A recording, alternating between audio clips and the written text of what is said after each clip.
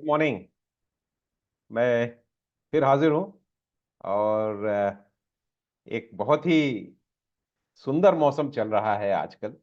मैं पार्क में जब सुबह घूमने को जाता हूँ तो इतने फूल हैं, और बड़े बड़े पेड़ों के भी फूल आ रहे हैं और वो सब नीचे गिर रहे हैं। तो बहुत सुंदर लगता है। And it's a beautiful season. और मुझे उम्मीद है कि आप मॉर्निंग वॉक जरूर लेते हैं। तो एक बार दिन में अवश्य आपके किसी नजदीक के किसी पार्क में जाइए। फूल आपको धोखा नहीं देंगे, वहां जरूर कोई ना कोई पेड़ होगा जिसमें फूल आए होंगे। उसका मजा लीजिए। ये एक एक ऐसा अनुभव है जो नेचर ने हमारे लिए दिया है। तो सबसे पहले तो मैं इस बसंत ऋतु की आप सबको शुभकामनाएं देता हूँ। और सोनिका जी, कोई प्रश्न है क्या? क्योंकि आप कह रहे थे कि दो तीन क्वेश्चंस आए हैं। Yes sir. सर, पहला है। जब मैं अफर्मेशन करती हूँ तो मेरे मन में डाउट होता है कि ये सफल होगा कि नहीं। तो बस वही पूछना था कि ये डाउट सबको होता है क्या? ये प्रश्न एक आया है, ये ठीक है। तो जी। इसके बारे में ये बहुत एक अहम बात है कि देखिए, एफर्मेशन मैंने पिछली बार आपको बताया था कि क्या होता है। यह एक संवाद है। यह एक आदेश है जो आपका कॉन्शियस माइंड आपके सबकॉन्शियस माइंड को देता है। तो उसमें सबसे बड़ी बात यह है कि किस विश्वास के साथ में ये दिया गया है। क्योंकि नेचर में एक नियम है जिसको हम कहते हैं कंजर्वेशन ऑफ एनर्जी। तो देखिए, एक छोटी सी बात है, मैंने पहले भी एक बार बताया था कि आपके पास में एक गिलास पानी रखा हुआ है और किचन में एक गिलास पानी रखा हुआ है। तो आप कौन सा पानी लेंगे? दोनों पानी एक जैसे हैं। तो नॉर्मली आप सबका एक ही उत्तर रहेगा कि मैं पास में पड़े हुए पानी के गिलास से पानी पीऊंगा। अब किचन जब में जाकर के लाने की क्या जरूरत है, बाजू में तो है ना। तो ये जो आपका बिहेवियर है जिसमें आप अपने एनर्जी को बचाते हैं, यह एक यूनिवर्सल बिहेवियर है। हर प्राणी अपने एनर्जी को बचाता है। क्यों बचाता है? क्योंकि उसको अपनी जिंदगी में जीने के लिए उस एनर्जी की जरूरत है। एक दुकान में आपको 10 रुपए की चीज मिल रही है, दूसरे में वही चीज 20 की मिल रही है। सेम चीज है तो आप 10 वाले से लेंगे, क्योंकि आप वो 10 रुपये बचाना चाहते हैं। वो 10 रुपये कुछ नहीं है, आपकी एनर्जी कन्वर्टेड इनटू रुपीज। तो इसीलिए ये जो एक नेचर का नियम है, ये एनर्जी बचाओ, ये नियम आपका सबकॉन्शियस भी फॉलो करता है।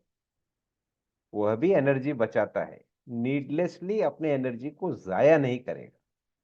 उल्टा मैं तो ये कहता हूं कि ये नियम सबकॉन्शियस को ज्यादा लागू है, क्योंकि वो आपके सारे 35 ट्रिलियन सेल्स को वो कंट्रोल करता है। और जब वो 35 ट्रिलियन सेल्स को कंट्रोल करता है तो फिर उसको संभालना, उसको मैक्सिमम सबसे लंबी ड्यूरेशन, लंबी आयु आपको देना, उसको जीवित रखना और आपको निरोगी रखना, यह उसका काम है। उसके लिए उसको एनर्जी की आवश्यकता होती है। तो जहां पर आप अपने सबकॉन्शियस को कुछ कह रहे हो जिसमें डाउट है कि भाई होगा तो देख लो, पता नहीं होगा या नहीं होगा, तो फिर वो सबकॉन्शियस बाय डिफॉल्ट रेस्टिंग अवस्था में चला जाएगा। वो काम नहीं करेगा, क्योंकि कोई भी काम करने के लिए एनर्जी की जरूरत होती है। आप सिंपल सी चीज है, आप गाड़ी में बैठे हैं, आपने टैक्सी बुला ली, आप पीछे बैठ गए। टैक्सी ड्राइवर कह रहे साहब कहाँ जाना है? आप कह रहे हैं पता नहीं, तुम चला सकते हो कि नहीं, मुझे शायद दादर जाना है, या हो सकता है मैं वडाला भी जाना चाहूँ, मुझे कुछ श्योर नहीं है। आप चला पाओगे कि नहीं चला पाओगे? इस तरह की बातें अगर आप करोगे तो टैक्सी ड्राइवर बोलेगा साहब आप फैसला कर लीजिए, फैसला करने के बाद गाड़ी में बैठिएगा, अभी मैं कुछ नहीं कर रहा हूँ। वो गाड़ी आगे नहीं लेके जाएगा। इसीलिए जो डायरेक्शंस हैं आपको जो देना है, affirmations are nothing but directions. तो वो जो डायरेक्शन आपको देना है वो बहुत क्लियर होना चाहिए। और वो क्लैरिटी आती है जब आप पूरे विश्वास और दृढ़ विश्वास से कह सकते हैं कि भाई तुम कर सकते हो और इसको करो। तो ये जो है, ये चीज तब आती है जब आपके मन में डाउट नहीं होता है। अगर आपके मन में डाउट आ गया कि ये होगा या नहीं होगा, तो ये वही वाली बात होगी कि आप टैक्सी ड्राइवर को कह रहे हैं कि भाई तुम चला पाओगे या नहीं चला पाओगे मुझे पता नहीं है, तुम मुझे वडाला पहुंचा सकोगे या नहीं पहुंचा सकोगे मुझे पता नहीं है, तो वो काम नहीं होगा। ये बहुत सिंपल सी चीज है। इसको मैंने पहले भी कहा था एक बार कि ये जो पहले आते थे एडवर्टीजमेंट्स, उसमें अक्सर कहते थे कि fill it, shut shut it and forget it.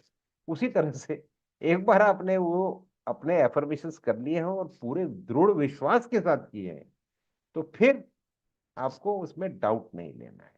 Doubt अगर आ जाएगा तो आप एक्चुअली क्या कह रहे हो, आपका कॉन्शियस माइंड क्या कह रहा है।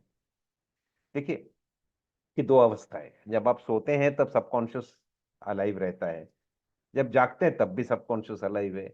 लेकिन सोने और जागने में फर्क सिर्फ इतना ही है कि आपका कॉन्शियस माइंड सो जाता है और सुबह कॉन्शियस माइंड जाग जाता है। तो जो सोचने वाला जो भाग है वो है कॉन्शियस माइंड। तो कॉन्शियस माइंड अगर आदेश दे रहा है या एक निर्देश दे रहा है कि आपने ये करना है, तो उसको बड़ी क्लैरिटी से देना है। उसमें अगर डाउट आ गया कि भाई होगा कि नहीं होगा, मुझे पूरा यकीन नहीं है, मुझे विश्वास नहीं है, तो फिर वो बाय लॉ ऑफ आपकी जो कंजर्वेशन ऑफ एनर्जी की जो नेचुरल एक इंस्टिंक्ट है, उसके हिसाब से सबकॉन्शियस रेस्टिंग अवस्था में चला जाएगा, काम छोड़ देगा। इसीलिए इस चीज को समझिए, बड़ा लॉजिकल है। डाउट आ जाना ये एक ऐसी प्रक्रिया है कि जिसमें आपका काम होते होते रुक जाएगा, बंद हो जाएगा और तकलीफ हो जाएगी उसमें। तो पूरे विश्वास के साथ आपने अपने अफर्मेशंस करने हैं। और विश्वास टूट गया तो फिर काम होगा या नहीं होगा, आपके मन में ही अगर आ गई ये बात, तो फिर वो काम होगा या नहीं होगा मैं कैसे कहूँ। बात तो वही है।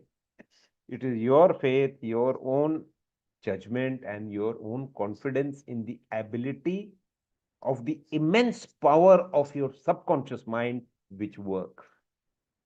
If you don't have faith in your own subconscious mind, then my dear friend, how do you expect that it will be done? बहुत मुश्किल होगा। तो ये इस चीज को समझिए। या तो आप कुछ कहिए मत। कई बार लोग कहते हैं मुझे कि साहब एक बार कोशिश करके देखता हूँ, ये हो गया तो फिर मैं मान लूंगा कि ये होता है। मैंने कहा यही आप गड़बड़ कर रहे हो। ये आप जो टेस्ट कर रहे हो कि ये मैं कोशिश करके देखता हूँ, ट्राई करके देखता हूँ, मतलब आपको फेथ ही नहीं है। आप उसकी सबूत मांगने के लिए चले जाते हैं, तो फिर वो सबूत तो आएगा ही नहीं, क्योंकि बाय डिफॉल्ट वो कहेगा जब क्लियर ऑर्डर्स नहीं है तो फिर I am not going to obey it. ये इस चीज को करने की जरूरत ही नहीं है। I will preserve and conserve my energy. ये है वो बात। तो उम्मीद है कि आपको ये बात क्लियर हो गई होगी। और प्रशांत जी भी आ गए। प्रशांत जी कोई और प्रश्न है क्या? एक डाउट वाला प्रश्न अभी पूछा सोनिका जी ने, उनके पास किसी ने भेजा था, बताइए। सर मिताली शर्मा जी है पुणे से। तो उन्होंने पूछा कि आदमी को ज्यादा डर भय किससे लगता है, इस भय को कैसे कंट्रोल करें। भय? जी सर। ज्यादा भय किससे लगता है और कैसे कंट्रोल करें? यस। तो भय सबसे ज्यादा किससे लगता है यदि मैं आपसे पूछूं, अमूमन आप एक ही उत्तर दे देंगे कि भाई मौत का डर होता है। सबसे ज्यादा भय हर प्राणी को, मेरे ख्याल से उत्तर तो यही आएगा कि मरने का डर है बस। मुझे पर्सनली अगर पूछेंगे तो आ, मौत के भय से भी ज्यादा एक भय होता है जो रोज आप फेस कर सकते हैं या कम से कम कई बार फेस करते हैं, और वो भय है मिरर में देखने का। मिरर में देखने का, जब आप आईना देखते हैं, आईना देखना तो ठीक है, वो तो अपने बाल बाल ठीक कर लिए, वो अलग है। बट आप जब सचमुच आईना देखते हैं, जब अपनी आंखों में देखते हैं, जब अपनी सच्चाई को फेस करते हैं, तो सबसे ज्यादा भय होता है। तो मुझे तो ये लगता है, क्योंकि मेरे पास जितने लोग आते हैं, कई बार बात करते करते वो समझ में आने लगता है कि स्वयं से काफी डर लगता है लोगों को। मौत का डर तो खैर हर प्राणी को है, वो तो एक बेस बेस चीज है। बट उसके बाद अगर किसी चीज का नंबर है, तो है अपने आप को फेस करने का भय। हम दूसरों से बहुत सारी चीजें छुपा सकते हैं। हर इंसान की जिंदगी में बहुत सारी चीजें होती हैं जो, जिसको कहते हैं ना माय प्राइवेसी। वो प्राइवेसी क्या है? वो आपकी प्राइवेसी है, उसका रिस्पेक्ट करना चाहिए। बट उस प्राइवेसी में अनेक चीजें ऐसी भी होती हैं जो जो बहुत अच्छी होती हैं, और अनेक चीजें ऐसी होती हैं जिसको शायद आप किसी को बताना नहीं चाहते हैं। आप उसको अपने साथ ही एक अपने अंदर ही रहने देना चाहते हैं। और कई बार जब आप अपने आप को फेस करते हैं तो वो सारी चीजें सामने जब आती हैं तो डर लगता है, भय लगता है अनेक चीजों का। किसी को पता तो नहीं चलेगा, वो तो एक अलग ही भय है। दूसरा भय, मैंने ये कर दिया, ये मेरे हाथ से हो गया, ये क्यों हुआ, उसकी जो एक ग्लानि होती है उसका भय, वो भी एक भय है कि अब उससे मैं बाहर कैसे निकलूं, कैसे उसको मैं पार करूं, यह भी एक भय है। एक अजीब सी एक एक एक स्ट्रेस आता है। तो भय ऐसा नहीं है कि सामने आने वाली मौत या सामने शेर आ गया या कोई डरावनी चीज आ गई सिर्फ उससे ही भय होगा। स्वयं से भी भय होता है। तो कोशिश कीजिए इस भय को कैसे पार करें, ये आपका दूसरा प्रश्न है मिताली जी का। तो दूसरे प्रश्न का उत्तर बहुत आसान है आपको। देखिए, महापरीक्षा में हम ये बात बहुत क्लियरली बताते हैं। हमारा तो पूरा फियर के ऊपर में पूरे सेशंस हैं हमारे।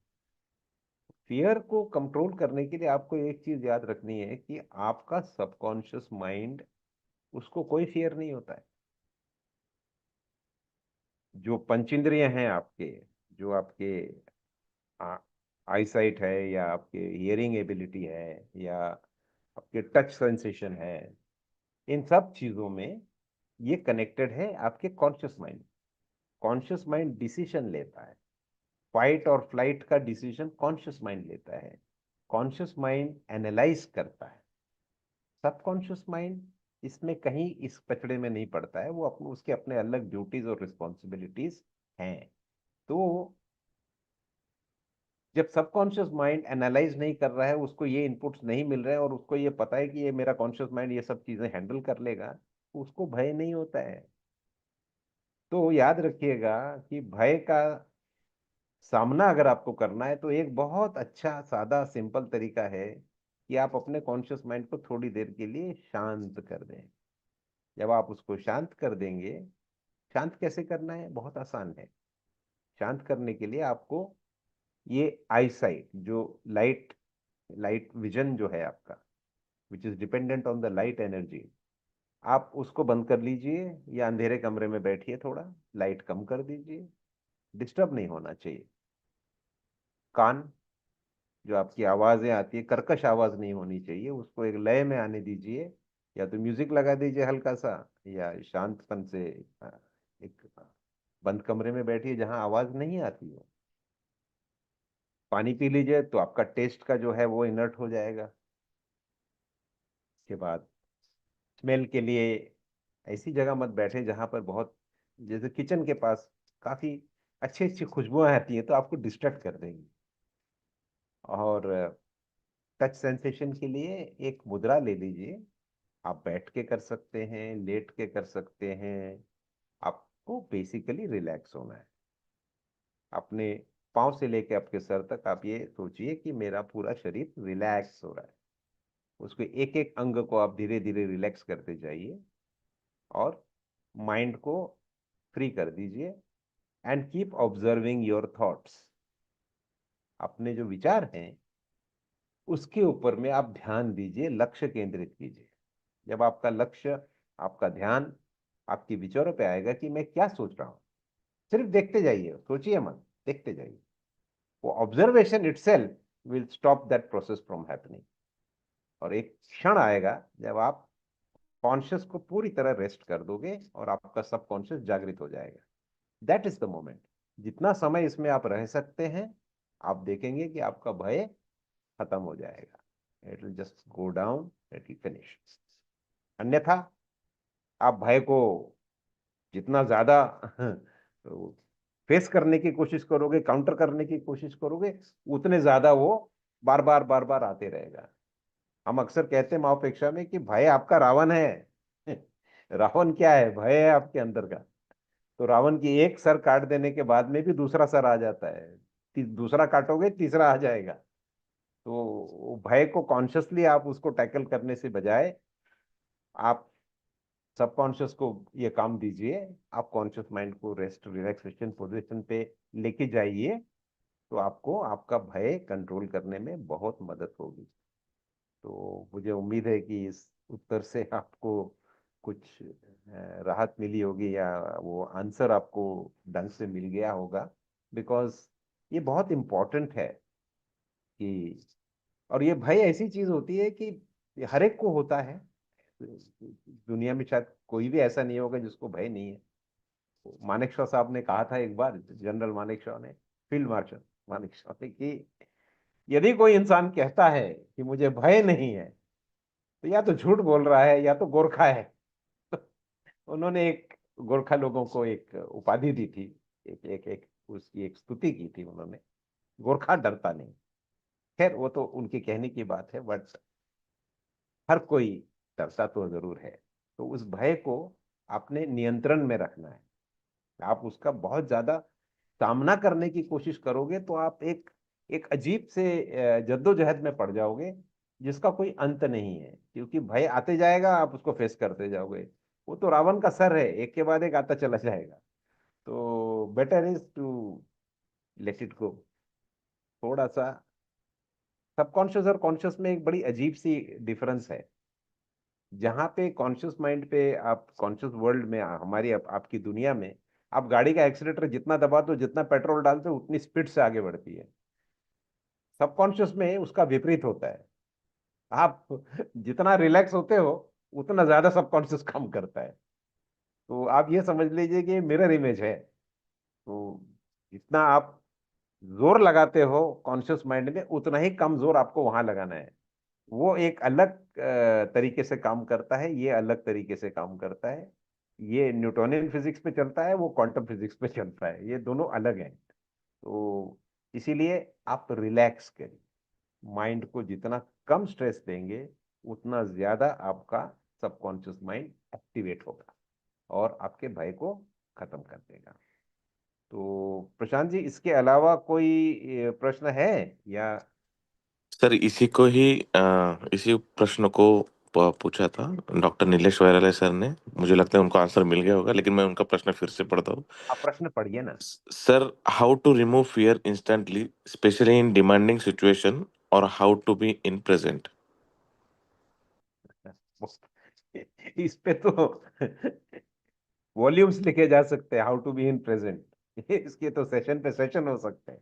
खैर, डिमांडिंग सिचुएशन सिचुएशन आ गई है, एकदम से फियर हो गया है, तो क्या होता है कि हमारी बाय डिफॉल्ट हम एनर्जी ज्यादा खर्च करने लगते हैं। कोई भी, जैसे आप देखिए, आपको घाटी चढ़नी है गाड़ी में, तो आप एकदम से क्या करते हो, आप गाड़ी के गियर को कम कर देते हो, उसको फर्स्ट गियर में डालते हो, ज्यादा एक्सीलेटर दबाते हो, तो भाव ज्यादा पावर देकर के उसको ऊपर चढ़ते हो। ये हमारा डिफॉल्ट सेटिंग है। जब भी ज्यादा भय आता है तो हम हमेशा उसको फेस करने के लिए, जैसे ही आता है तो हमारे अंदर की सारी सर्किट्स जो हैं अलार्म बेल बजा देती हैं कि कुछ हो रहा है। उसको फेस करने के लिए हमारा पहला रिएक्शन क्या होता है कि हम उसमें ज्यादा एनर्जी डाल देते हैं, और वो घातक होता है। ये एक अजीब सी सिस्टम है। वो उस भय को जाकर के और ज्यादा टैकल करेगा, तो उसको एक्टिवेट कर देगा, और वो बहुत ज्यादा दुगने जोर से आपके ऊपर आ जाएगा।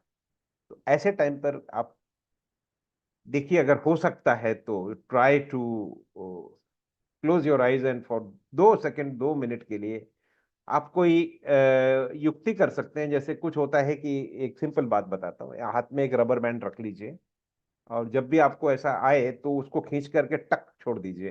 तो रबर बैंड जब यहाँ हिट करेगा, जोर से नहीं, हल्के से, तो एक आपको रिमाइंड आ जाएगा कि मुझे रिलैक्स होना है। मेरे को याद कर लेना, रबर बैंड खींचते हुए एकदम से याद आ जाएगा कि उके सर ने, ऊटू साहब ने बताया था कि रिलैक्स होना है, इस टाइम मेरे को मुझ पे कंट्रोल करना है। आप वो भय कंट्रोल करने की बजाय स्वयं को कंट्रोल करें। आप वो जो इमीडिएट जो एक रिएक्शन आता है ना, उसको कंट्रोल करने की प्रयत्न करें। भय को कंट्रोल करने की प्रयत्न मत करिएगा। तो ये रबर बैंड का एक टेक्निक है। दूसरा कई होता है, कुछ लोग होते हैं जो किसी अपने इष्ट को याद कर लेते हैं, तो उसका भी एक पिक्चर आप रख सकते हैं अपने मन में कि भाई मेरे पिताजी मेरे इष्ट थे, तो मैं जब भी मेरे को कोई फियर होगा, I will remember my father's face comes in front of my mind, and that is a signal to me to go back and relax. ये भी आप कर सकते हैं। ऐसे अनेक तरीके हैं, मतलब तरीके बहुत हैं, लेकिन आपको ये करना है, दीज आर ऑल रिमाइंडर्स। उस वक्त आपको कोई तो चीज होनी चाहिए रिमाइंड करने के लिए कि भाई इस वक्त आपको शांत होकर के पीछे जाना है, आगे नहीं दौड़ना है। आप जितना जाकर के उसको काउंटर करने की कोशिश करोगे कॉन्शियसली, उसको उतना ज्यादा पेट्रोल मिलेगा, उसको बल मिलेगा, वो और ज्यादा बड़ा होते चला जाएगा। तो रावण की नाभि को मारना है, उसके सर को नहीं काटना है। इस चीज को समझिएगा। नाभि को मारने का मतलब होता है कंसंट्रेटिंग समवेयर एल्स। तो when you are there heads are coming again and again, तो आपका कंसंट्रेशन नाभि पर है। इस चीज को याद रखिएगा, आपका कंसंट्रेशन इस पे होना चाहिए कि मैं शांति से इस चीज को टैकल कर रहा हूँ, तो आप इसमें सफल हो जाएंगे।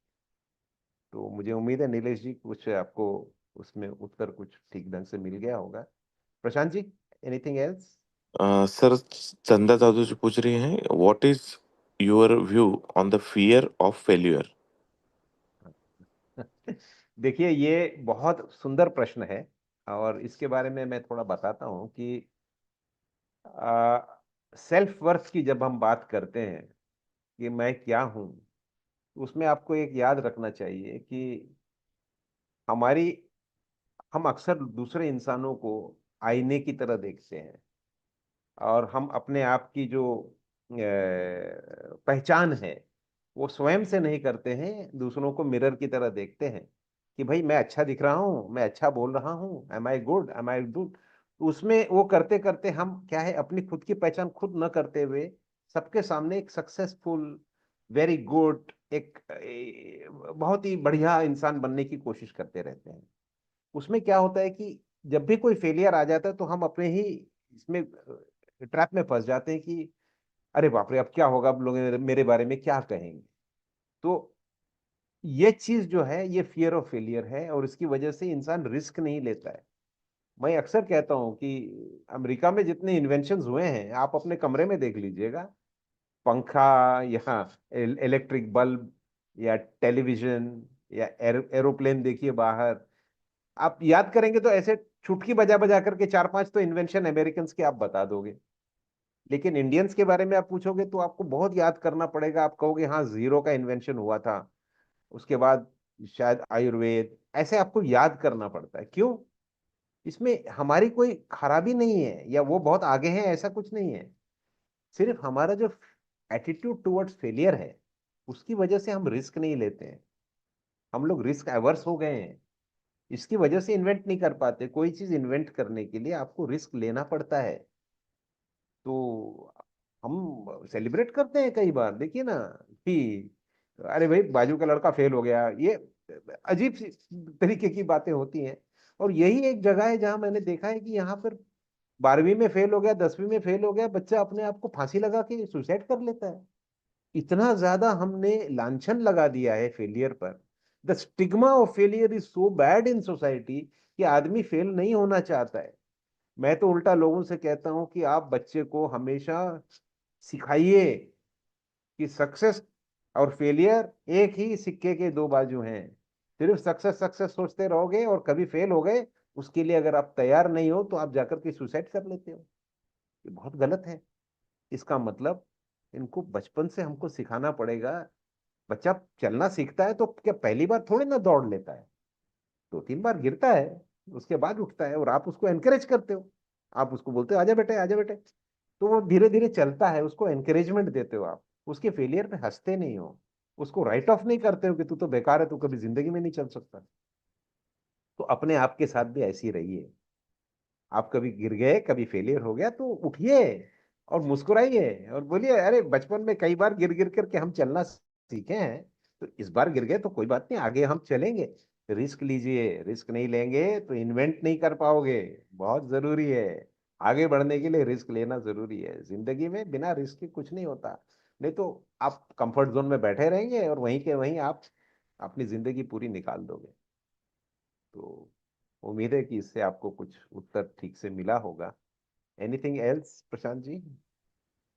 सर राजेश देशलहरा सर पूछ रहे हैं कि honourable sir good morning, today's session is fantastic, please send me today's recording, want it for my close relative, she is disturb nowadays, I already suggest her to attend महापेक्षा।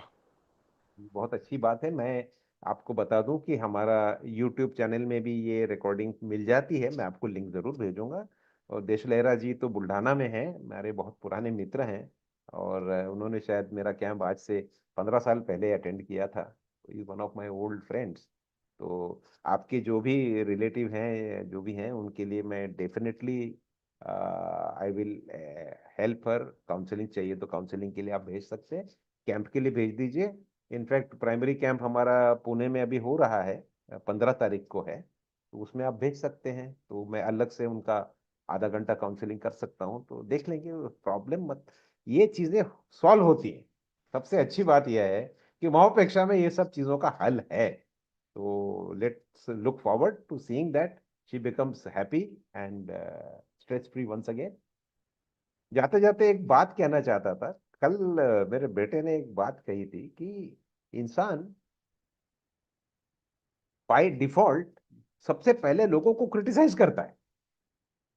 उसने कहा कि ये एक बड़ी अजीब सी चीज है कि जब भी किसी की बात निकलती है तो सबसे पहले आदमी क्रिटिसाइज करता है, अरे वो तो वैसा है, अरे वो तो वैसा।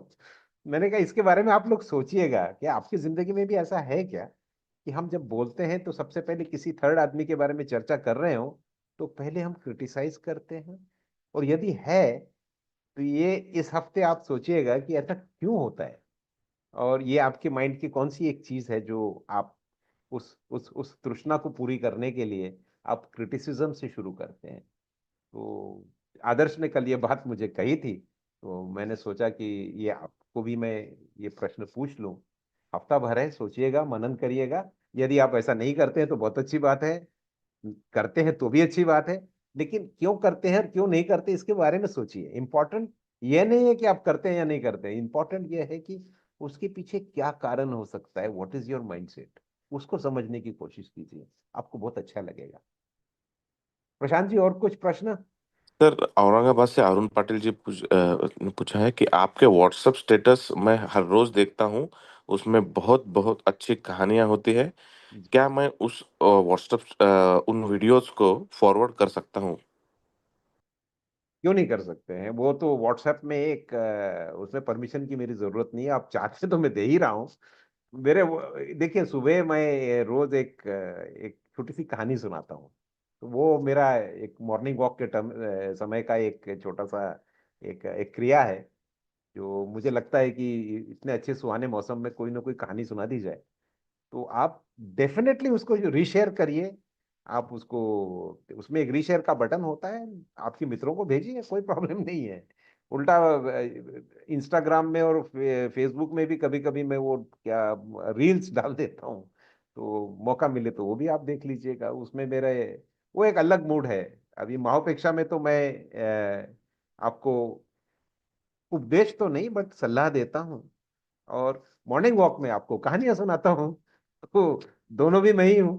तो उस समय का एक अलग मूड होता है और यहाँ पे एक थोड़ा अलग मूड है। तो डेफिनेटली आप व्हाट्सएप स्टेटस को शेयर कर सकते हैं बाय ऑल मीन्स। और कहानियां लोगों तक पहुंचे तो और मजा आएगा, मुझे भी मजा आएगा।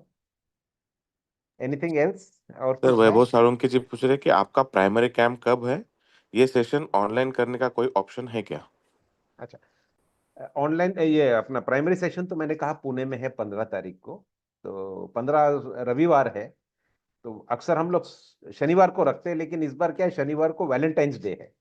तो वैलेंटाइंस डे को तो आप सब बिजी होंगे विश करते हुए एक दूसरों को, और मैसेजेस भेजते हुए। इसलिए मैंने कहा आपको डिस्टर्ब नहीं करूंगा, तो मैंने वो संडे को रखा है। ऑनलाइन की जो बात है, मैंने पिछली बार भी कहा था कि अभी हमारा वो चल रहा है, इक्विपमेंट वगैरह लगाना चल रहा है। बहुत जल्द हम उसको ऑनलाइन कर देंगे। तो क्योंकि क्या है कि सेशन पूरे दिन का होता है, और पूरे दिन आप कंप्यूटर के सामने बैठ नहीं सकते हैं। मेरे क्लास में आते हैं तो कुर्सियों में बैठते हैं, फ्री होता है, बातचीत होती है, मैं आपके पास आता हूँ, आप मुझे प्रश्न पूछते हैं। कभी यहाँ चलता हूँ मैं, आप भी, यू आर फ्री, बीच में टी ब्रेक होता है, सब बैठ के हम लोग साथ में चाय पीते हैं, लंच में खाना खाते हैं, वो एक अलग माहौल होता है।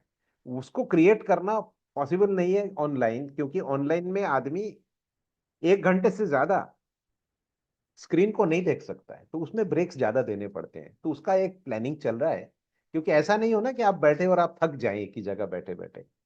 अभी ये सुबह का परिसा देशना है, ये मेरा आधे घंटे का होता है, क्योंकि मुझे पता है कि हर एक को तैयार होना है, सुबह की जल्दी होती है। तो आधा घंटे से ज्यादा मैं करता नहीं। बट 1 डे सेशन को मैं उसको ब्रेक कर रहा हूँ छोटे छोटे सेशंस में, ताकि आपको भी रेस्ट रिलैक्सेशन मिले। बीच बीच में आप घूम के आइए, पानी पीजिए, you can go for your rest room break and all that. वो सारा प्लानिंग चल रहा है। तो बहुत जल्द हम आ जाएंगे ऑनलाइन के साथ। Anything else Prashant ji? Yes sir, Rahul ji पूछ रहे हैं, how to remain in present, can you please explain in short? Rahul ji, आपसे एक गुजारिश है, 8 बज चुके हैं। तो आपका ये प्रश्न मैं अगले बुधवार को लूँ तो चलेगा? क्योंकि how to remain in present जो है, ये बहुत बड़ा चैप्टर है। इसको कम से कम 10 से 15 मिनट तो मुझे सिर्फ बताने में लगेगा। और ये मतलब आपने तो ये कह दिया कि जिंदगी को सक्सेस कैसे कर दे। तो वो तो इट बिकम्स, ये बड़े बड़े गूढ़ प्रश्न हैं। प्रेजेंट में रहना, इसके लिए बहुत सारी पैरामीटर्स हैं। तो आप परमिट करें तो मैं इसको अगले बुधवार को टैकल करता हूँ।